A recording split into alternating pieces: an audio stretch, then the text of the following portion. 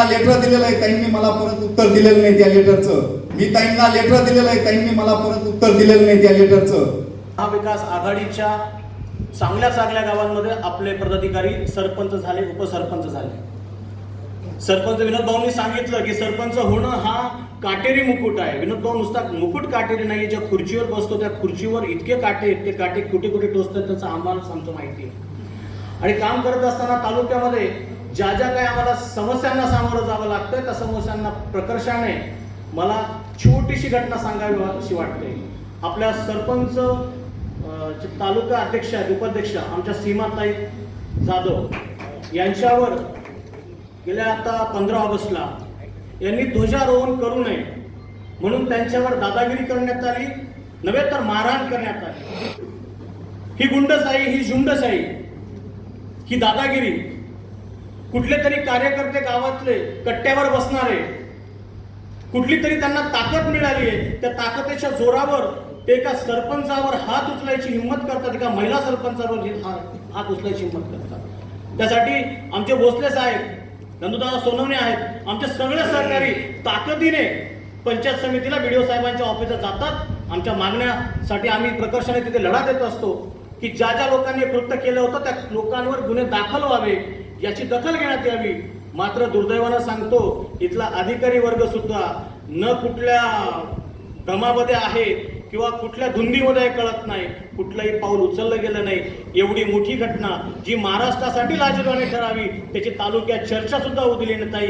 एवढं लाजिरवाणं काम जर होत असेल तर नक्कीच आम्ही गावाला काय न्याय देऊ शकतो. आम्ही महाविकास आघाडीचे सरपंच म्हणजे तुमचं प्रतिबिंब आहोत, तुमचा आरसा आहोत.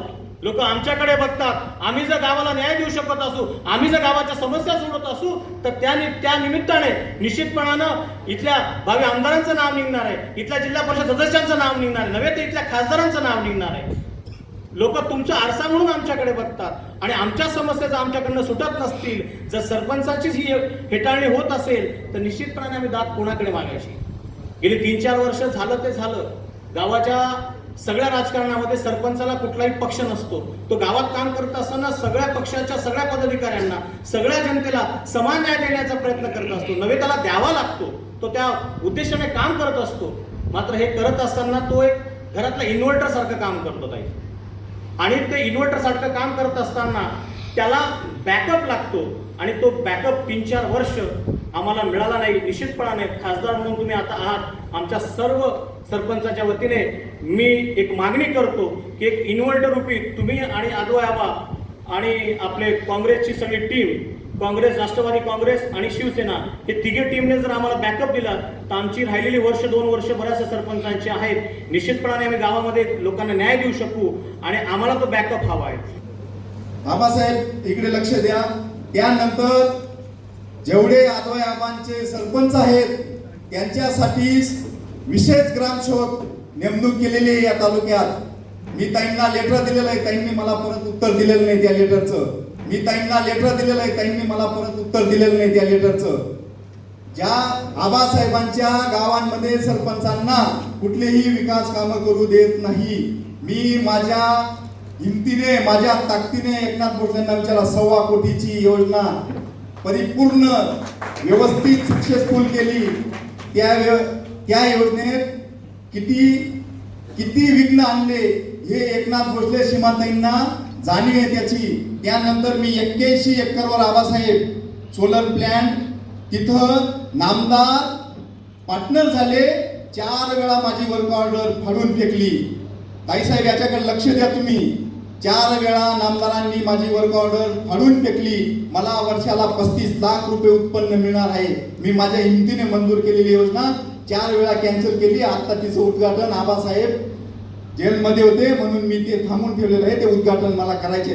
असे अनेक सरपंचांचे अनेक प्रश्न आहेत. आबासाहेब ताईंनी मला एक लेटर दिलं नाही. मी सचिव आहे तालुक्याच्या संघटनेचा.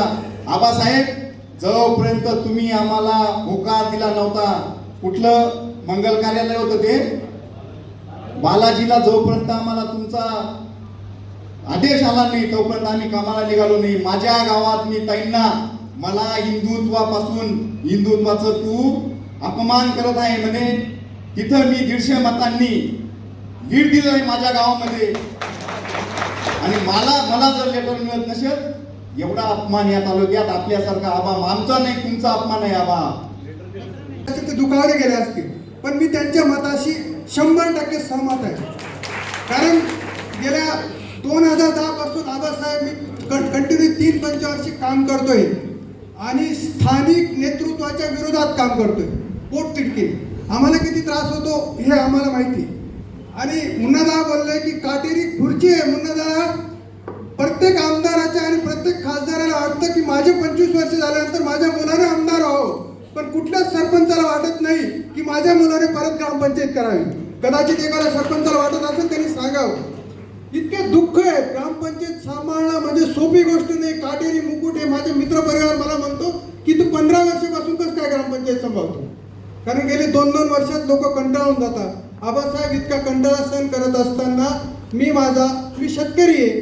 मी शेती करून उत्कृष्ट शेतकरी आहे. शेती करून त्या शेतीच्या प्रपंचातून आलेल्या पैशातून माझ्या स्वतःच्या खिशातून गरिबांचं कोणाचं श्रामबाळ असेल, कोणाचं काही कामं असेल, शबरीच्या असतं, मी स्वतः खिशातून 200, 500, 1000, 2000, 10,000 रुपये खर्च करून मी कागद पुरवतो. येणारे लोक तिथं येतात, पत्र वाटतात, त्यावेळेस आम्हाला काय दुःख वाटत असतं, आमच्या व्यथा काय असते. कारण आम्ही केलेल्या कामाची जर पावती आम्हाला मिळत नसेल, आपल्या मुलाला जर आपण करतो आणि मुलांनी जर आपल्याला उलटून बोललं तरी आपल्याला वाटतं की हा मुलगा नसतं तरी चाललं असतं. इतकं दुःख त्यावेळेस होतं. त्यावेळेस आम्हाला काय वाटत असेल. अनंत व्यथा आहे.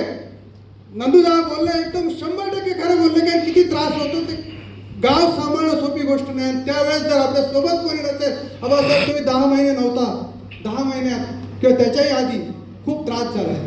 गेल्या 2 वर्षापासून, मागच्या वेळेस आपण बाबांना मतं दिली, बाबांना 10 वर्षापूर्वी निवडून, नंतरच्या काळात वेळेस बाबांनी आपल्याकडे बघितलं नाही. अनंत समस्या 2013 पासून ताई मी स्वतःच्या खर्चातून अतिक्रमणची केस चालवतोय. खर्चातून स्वतःचं कोर्ट कचेरी करतोय. 4 अपील झाल्या. तो पैसा करत असताना मी 2021 मध्ये निकाल लावून आणला आणि कदाचित महाराष्ट्राच्या ठराविक ग्रामपंचायती असतील 2, 5, 10, 20, त्याच्यात 2 एकर बागायत क्षेत्र अतिक्रमण काढलं. किती वाह्यात असला. आता मी तर तुमच्याकडे गंमत वेगळीच ऐकली. ग्रामपंचायत जरी काम असेल तर त्याला वर्षाचा ठेका ठरवून दिले, बरोबर ना. तुमच्याकडे वर्षाचा ठेका ठरवून दिलेला आहे आणि एवढं वर्षात तुझं किती काम केलं आणि तू किती आणून दिले, ओके नाही. नाही तर मीच बोलतो तुमच्याकडे नसायचं झालं, मी माझं चांगलं सांगतो तुम्हाला वाटायचं. ग्रामसेवक असेल, पोलीस असेल, तलाठी असेल, सर्कल असेल, सगळ्या अधिकाऱ्यांच्या बाबतीमध्ये ही परिस्थिती आहे. हे मलाच तुम्ही सांगितले, मी कुठे पाहायला आलो तालुक्यामध्ये. तुम्हीच मला सांगितलं. खाली बसलो होतो ना, खाली बरेचसे कार्यकर्ते मला सांग, बॉस चाललंय, बहुत असं. अरे तुम्ही बोला ना, घाबरू नका. एक लक्षात घ्या, आपण सिनेमा पाहतो, किती मोठा गुंड जर असला, एखादा पच्छे देतो त्याला हे करतो. राजकारणात अशीच परिस्थिती आहे. किती मोठा एस्टॅब्लिश माणूस असेल त्याला देखील जर लोकशाहीमध्ये जनतेने ठरवलं आणि मताचा जर पाऊस आणला ना, यांची सगळी घाण पाहून गेल्याशिवाय राहणार नाही. हा आत्मविश्वास मला आहे. हा आत्मविश्वास तुम्हाला असला पाहिजे. हा तुम्हाला आत्मविश्वास असला पाहिजे. म्हणजे संकल्पना होती ग्रामपंचायत, पंचायत समिती, जिल्हा परिषद, राज्य सरकार आणि केंद्र सरकार, ही संकल्पना ही भारतीय जनता पक्षाची मंडळी मोडू पाहते. त्यांना अशी भीती वाटते की जर या सरपंचाला जर एवढे मर्यादित अधिकार दिले आणि याने जर चांगली कामं केली तर आपल्याला कोणी तिचं विचारणार नाही, आपल्याला कोणी विचारणार नाही. म्हणून तुमच्या अधिकार कमी करण्याची, छाटणी करण्याचं काम ते करताय. आणि हे जर थांबवायचं असेल तर मात्र आपल्याला, तुम्हाला, मला निर्णय घ्यावा लागेल की येणाऱ्या विधानसभेच्या निवडणुकीमध्ये आपण काय केलं पाहिजे. भागाचं भलं व्हावं म्हणून, सरपंचांना अधिकार मिळावे म्हणून, सरपंचांना त्यांच्या मनामध्ये जो विकास आपल्या गावाचा करायचा आहे म्हणून पंचायत राजची संकल्पना ही पहिल्यांदा मांडली. परंतु गेल्या 10 वर्षात जर तुम्ही पाहिलं तर त्यांना गावाचा सरपंच सक्षम व्हावा ही त्यांच्या डोक्यामध्ये कल्पनाच नाही आहे. तो सरपंच आपला बटीक झाला पाहिजे हे तुमच्या इथल्या पालकमंत्र्याला देखील वाटतंय. खरं खोटं आहे? आणि हे जर चित्र तुम्हाला बदलायचं असेल तर ताई 2 महिन्याने काही फरक पडत नाही, पण तुम्ही देखील, बाबा तुम्ही देखील पायाला भिंगरी लावून पळायला पाहिजे. प्रत्येक सरपंचाने त्याच्या पाठीवर थाप दिली पाहिजे आणि त्याला सांगितलं पाहिजे की 2 महिने तू लढ. अरे या तालुक्याचंच नाही, या जिल्ह्याचं, राज्याचं चित्र आपण बदलून टाकू. ही क्षमता तुमच्या सगळ्या प्रमुखांमध्ये. परंतु आपल्यावर वेळ येते तेव्हा मी पाहिली गंमत. आपण बघितलं आपल्या दिंडोरी लोकसभा मतदारसंघामध्ये काही नाही हो, फक्त 200 रुपये 200 रुपये दिले. मी जरा म्हटलं काय झालं, नाही जाऊ द्या बा, आता काय ते आपलं ते बघेर ते निवडच येणार आहे. मी त्याला म्हटलं अरे 1860-65 दिवस आहे, 200 रुपये जर तू घेतले ना 8 पैसे रोज पडतो. तुझ्या मळ्यामध्ये ती बाई कामाला तू 300 रुपये देतो म्हटलं. ही फुकट भाव जरी उचक आणि आधी उचकले पाहिजे. तुम्हाला देखील मी सांगतो, तुम्हाला देखील गेल्या 20 वर्षापासून या विधानसभा मतदारसंघ पुण्या एखादा दाढीवाल्याचा बटीक झालाय. आणि हे चित्र जर तुम्हाला बदलायचं असेल तर तुम्हाला आधी कणकर व्हावं लागेल. होणार आहात का?